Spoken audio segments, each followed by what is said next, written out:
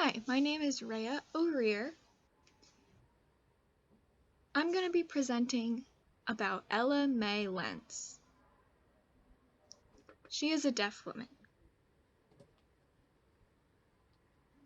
So here's a little bit about Ella. She was born in California on May 5th, 1954. Her parents are both deaf, and her brother is also deaf. So the whole family is deaf. She attended California School for the Deaf. She grew up in California, around the San Francisco Bay Area. She grew up seeing the civil rights movement. She grew up watching and seeing Black people, Black Americans, protesting and marching with their signs in the streets, asking to stop oppression, so that begging for freedom and fighting to stop oppression and for their freedom. She was young when she saw this, and that experience really was ingrained in her at a young age. She continued schooling and graduated high school at 1971, and then she moved to Gallaudet University, where she graduated in 1975. When she moved to Gallaudet University, which is in Washington, D.C., she did a lot of things there. She learned a lot about herself as well.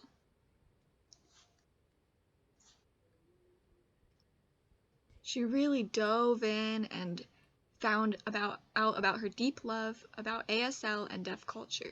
She taught ASL. She supported and helped teachers and interpreters and helped them with their ASL. She's a poet, and she learned about poetry and that it was a skill of hers. She also studied and analyzed linguistics. So all of that, she learned all of that in Gallaudet and discovered that all about herself. Then she graduated, and she moved around to different states all around America. She was researching and studying ASL. The first school she studied at is Northeastern University in Boston.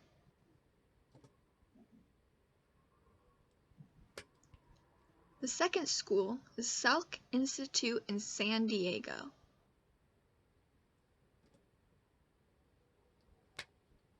The third school is University of California.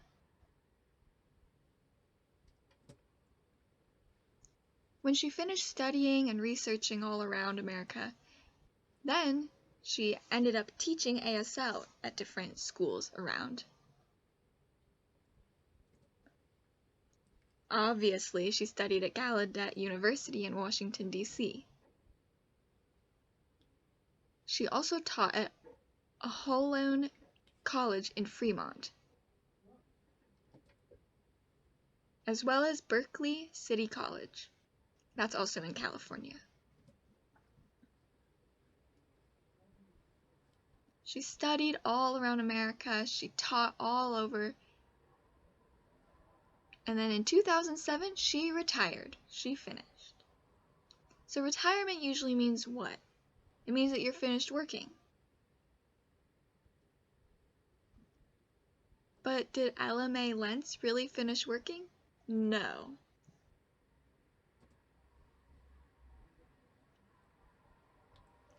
Ella continued to work. So she created the NCIEC in 2007. What does the NCIEC do? There is a long list. They support the deaf. They help aspiring interpreters and give them advice and support. teach ASL, perform ASL stories, interpret for the deaf and the deafblind, provide legal and healthcare interpreting,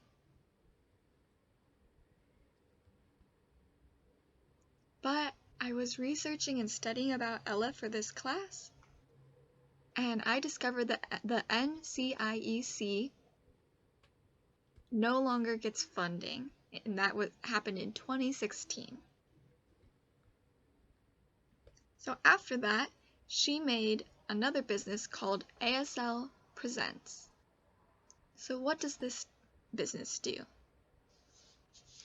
Coaching, provides consulting and advice, ASL performances, stories, presentations, and teaches deaf culture. That's a lot. Next, she was an author for the Signing Naturally books. 1, 2, 3, all the levels.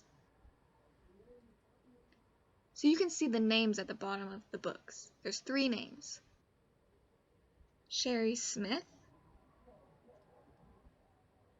Ken Mikos, and who is that? That's Ella Mae Lentz. Ooh, wow.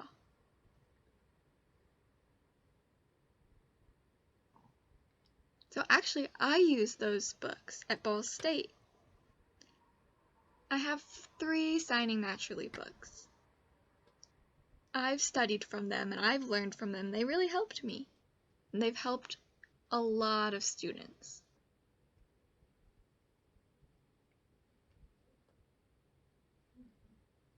All over America and all over Canada, you can find students using the Signing Naturally books. So next, she made the Deaf Hood Foundation. What is this? So here's a picture of the staff. Where can you find Ella? There she is. So I want to explain what Deaf Hood means, and here's a video I'd like you to watch.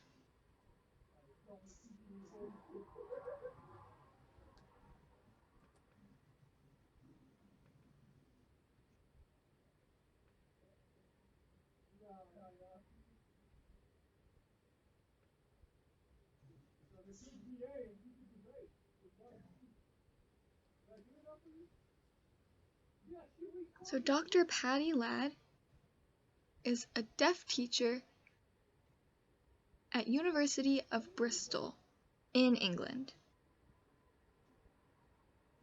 Deaf Hood has a broad meaning. So there's 2 meanings for Deaf Hood. The first one is a deaf person really looking inside of themselves and understanding the why behind what deaf means.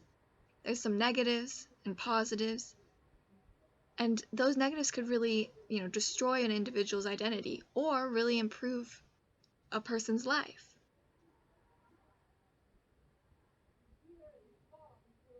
So my life growing up and after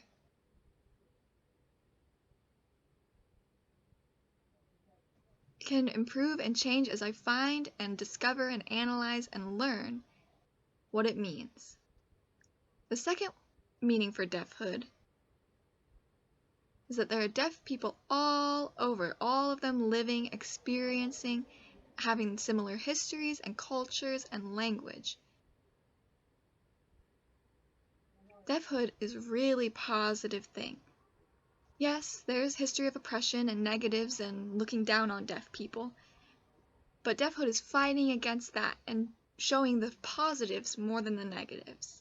It's great. It's great for deaf people. So Deaf Hood altogether is an identity, it's language, it's not wrong. Looking at it from all different types of point of views with interpreters and linguists, It's a supporting the culture and supporting identity and supporting deaf people.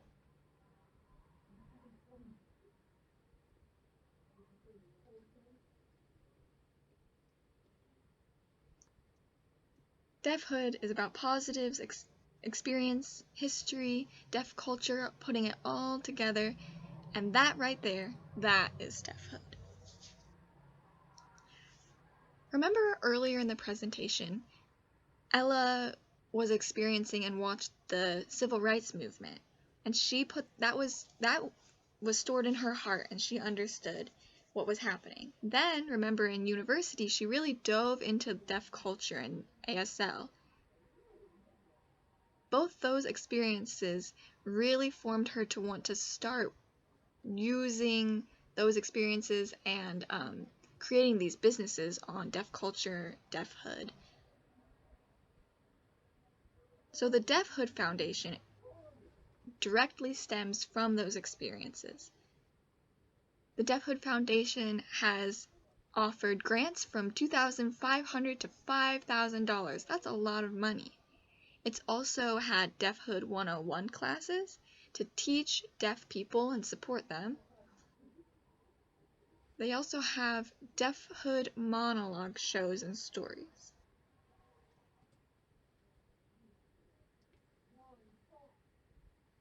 It has had presentations about deafhood allies.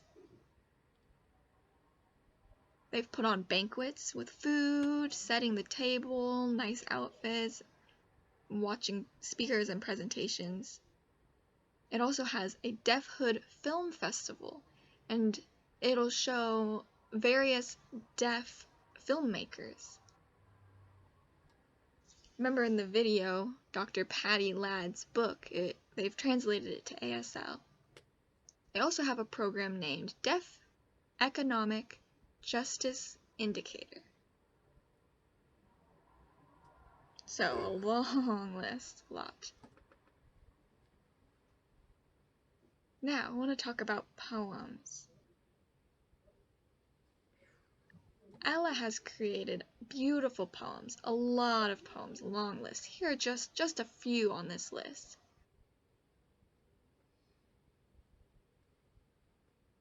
Her poems have been really important in the deaf community, and the reason why is she paints such a vivid visual picture about the deaf experience.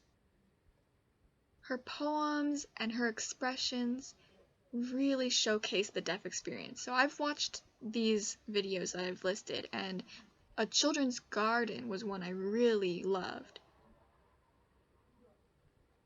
It has this beautiful visual image where I could really feel inside myself and believe and understand. It got my heart moving and beating quicker as I was watching her video. Wow.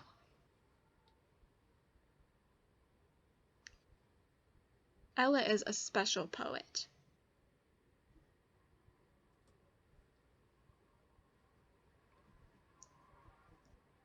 So both Ella and her partner Judy Go, the two of them had 5 children, 1 deaf child.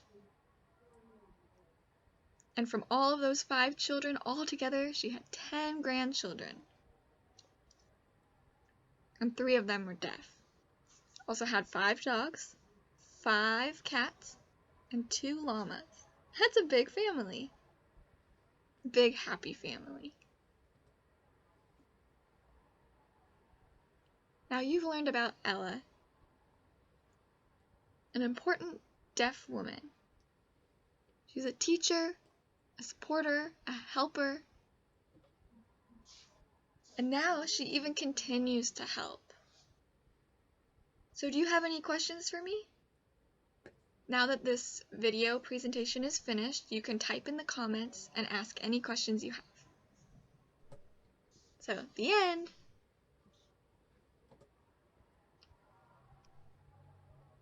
Thank you. Bye.